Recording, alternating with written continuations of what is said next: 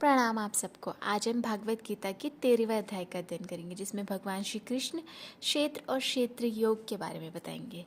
इस अध्याय में भगवान श्री कृष्ण अर्जुन को क्षेत्र जिसे शरीर और क्षेत्र जिसे आत्मा का अंतर समझाते हैं।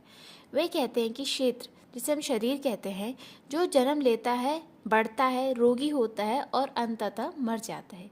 दूसरा, क्षेत्रज्ञ जिसे हम आत्मा कहते हैं, जो शरीर में स्थित होकर उसे अनुभव करता है।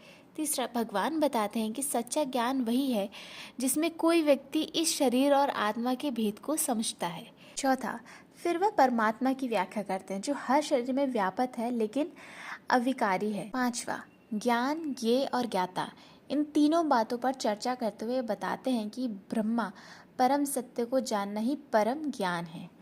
इस अध्याय से हमें सीख मिलती है कि आत्मा अमर है और शरीर नश्वर है, इसलिए हमें आत्मा के स्तर पर जीवन को समझना चाहिए। दूसरा, सच्चा ज्ञानी वह है कि जो विनम्र, अहंकार रहित, क्षमाशील और आत्मनियंत्रित होता है। तीसरा, ईश्वर सबके भीतर है, हर प्राणी में एक परमात्मा व्यापित है। चौथा, वास्तविक ज्ञान वह है जो हमें आत्मा और परमात्मा की पहचान कराए। पांचवा, सांख्य और भक्ति दोनों मार्ग में परमात्मा की प्राप्ति संभव है।